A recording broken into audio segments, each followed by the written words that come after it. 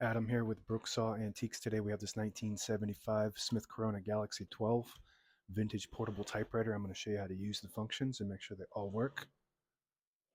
Very nice yellow paint. Up top is the adjustable paper guide. This helps you guide the page in straight. I'm going to line that up with the edge of the platen, which is the main roller that feeds the paper.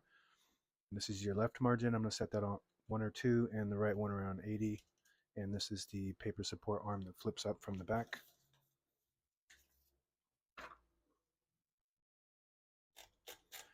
And this is the paper bale that sits on top. It's got 2 adjustable rollers.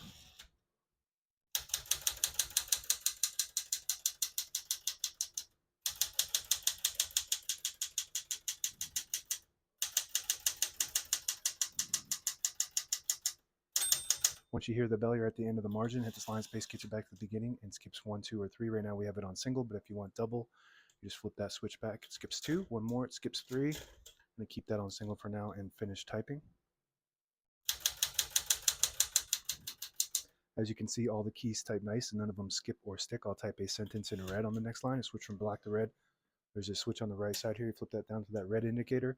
Prints the bottom portion of the ribbon. When you have it in the middle, it doesn't print any ink at all. It just leaves a stencil for copying purposes. When you have it up top, it prints the top portion of the ribbon, which is black. So we're going to move that down for red.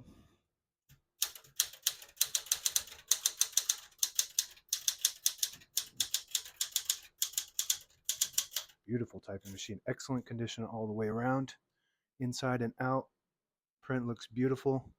Very popular model, Galaxie 12 versus the Galaxie 10, which is a little bit shorter of a carriage. So this is a more wide carriage by 2 inches. Up top is on the right side here is the paper release. Flip that forward and it unlocks the rollers underneath the platen, allowing you to pull the page out easier, load thicker paper like carbon copy or cardstock. Make sure you flip that back before you load the next page or else it won't load correctly. And flip this down and put the color back up to black. Shift on each side and a shift lock on the left. To clear that, just hit the shift button again, backspace above that on the left. To the left of that is the touch control, low, medium, and high. The higher you go, the more tension there is when you hit the keys. You do have to hit them a little harder for them to print, but they respond faster. The lower you go, you don't have to hit the keys as hard, but they don't respond as fast, and you just want to mess with that to see what you prefer. A lot of people like high if they're fast typers. Tab on the top side here. Got tabs set on 10 space intervals, so I'm going to go to each one and clear them by hitting the clear button to the right side of the tab. Now we don't have any, but I always like to set one somewhere in the middle so that way it stops at that spot when you hit the tab instead of slamming all the way to the end, causing wear and tear on your typewriter. And you can set as many tabs as you want on this model. MR on the right side stands for margin release. When you get to the end of the margin, there's a mechanism that blocks you from printing. Hit that MR button, it does allow you to go all the way to the end. By the way, the sound of this is really unique. Not unique, but it's just iconic almost. It's just really crisp, high-pitched sound. Power. So that this has a bunch of cool functions. So this one is the power space. Most typewriters don't have that besides the Galaxies. It has the all keys down or just key down button. So if you have a key stuck, then you just hit this button here, and it brings it down. So you don't have to go in there and touch it and get ink on your fingers. Also, it has custom keys. They're called changeable. So this is, most typewriters don't have a 1 and an exclamation point. So that's a custom key for this. And it's also got a plus and an equal sign on this side. So you have up to 2 on this one. And then you also would switch. It comes with both. It comes with the cap and this top thing. This thing just pops right off. It just tilts it and pulls right off. You don't have to be a technician to do that. And you can find those on eBay.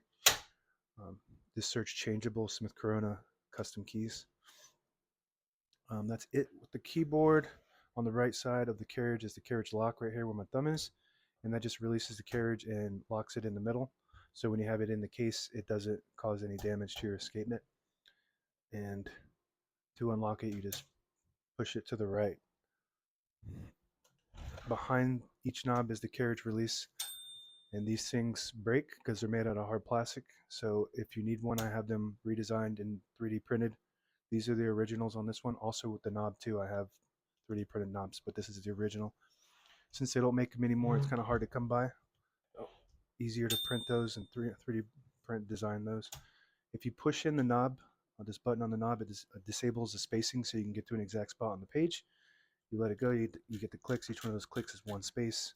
Same concept with this lever on the inside here. You flip that down, it disables the spacing. You flip it up, and I don't know if you could see that or not. If you have one of these, you'll know that where that is. If you flip it up, you get the clicks, and on the inside of the platen is the page gauge end and set. So you want to set it right there where that notch is below the 11, and that's where you load your page, and then you just keep feeding it through, and as you're feeding it, it starts to warn you on the left, 2 inches left of the page, and then that's the end, 1 inch, and that's the end. That's it. Now available on eBay or Etsy. Search Brooksaw Antiques.